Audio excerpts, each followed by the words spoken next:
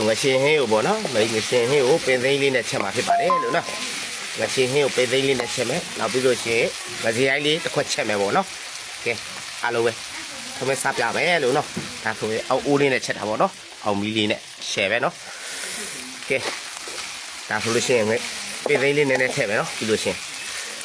ရှယ်ပဲလို့နော်ဒါဆိုလို့ရှိရင်ငါစီရိုင်းလေးပေါ့နော်အကောင်မပြတ်လေးပေါ့နော်ပင်သိန်းလေးနဲ့ချက်တာနော်ကဲငရှင်းတစ်ခွက်နော်နောက်ပြီးတော့ငစရိုင်းလေးတစ်ခွက်ပေါ့နော်ကဲမိတ်စားမှာဖြစ်ပါတယ်လို့လားကဲအားလုံးပဲမဲရဲ့အကောက်တစ်လေးကိုလည်းကြည့်ရှုအားပေးကြအောင်လို့အသေးလေးပေးနော်ကွန်မလေးကြီးအပေါင်းလေးနဲ့နော်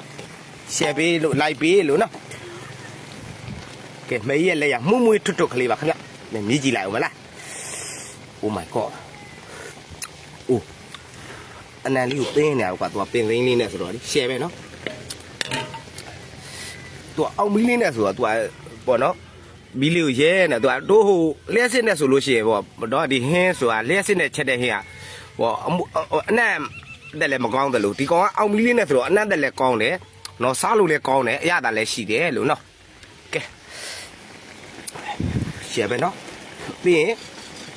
ရိုးရီထောင်းမယ်နောက်ကြိုင်ငါးသီးလေးပြုတ်မယ်အလဲဟုတ်တယ်နော်ဘူးသီးလေးပြုတ်မယ်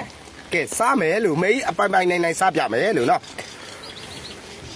ရှယ်ပဲလို့နော်မွေးထွတ်နေကွာစားကြင်ကြလေးနော်ကဲဒါဆိုရင်ရပြီပေါ့နော်ရပြီဆိုတော့မိတ်စားပြမယ်လို့နော်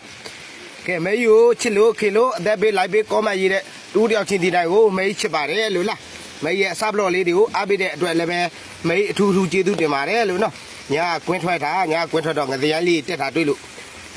မေးဖမ်းလာတယ်နောက်ပြီးတော့ဖားလေးတွေလည်းရပါတယ်နော်နော်ငရှင်လေးလည်းရတယ်နော်ငရှင်လေးလည်းရတာလေးတွေထိုးလာခဲ့တာပေါ့နော်ငရှင်ကတော့မိန်းလေးနဲ့ဆိုတော့ကဲကွင်းထွက်ပြီးတော့မိန်းကနသိုးကြီးခူပြီးပြန်လာတာပေါ့နော်ပြန်လာရချက်တာပြုတ်တာပေါ့နော်ကိုလောက်ရတာပေါ့ဒါကိုတောင်ပဲကိုကပရောကိုင်းဘလောရိုက်နေတာဆိုတော့ဒီနော်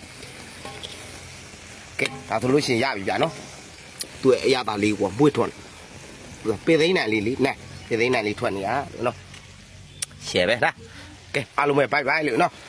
မရဲ့ဟိုကအကောက်တစ်လေးမှုအသက်ပေးလိုက်ပေးကောမရေးရှယ်ပေးလို့နော်ဒီအကောက်တစ်ကပဲအစားဘလို့တင်မယ်လို့နော်ဒါဆိုရင်တော့မေးပေါ့နော်ဘူးညွန်လေးပြုတ်မယ်ပေါ့နော်ငရုတ်ရည်လေးထောင်းမယ်ဘူးညွန်လေးပြုတ်မယ်ပေါ့နော်ကဲတောသဘာဝအလှဆိုတာဒါပဲလို့နော်ကဲဘူးညွန်လေးလည်းပြုတ်မယ်လားဒါဆိုလို့ရှိရင်ဘူးအသီးလေးတွေလည်းပါတယ်လားဒီမှာဆိုလို့ရှိရင်ငါဟင်းရတော့ချက်ပြီလို့နော်ကဲဘူးညွန်ပြုတ်မယ်ငါပြီးငရုတ်ရည်ထောင်းမယ်ဗျာစားမယ်ဗျာဟုတ်ပြီလားโอเคအားလုံးပဲ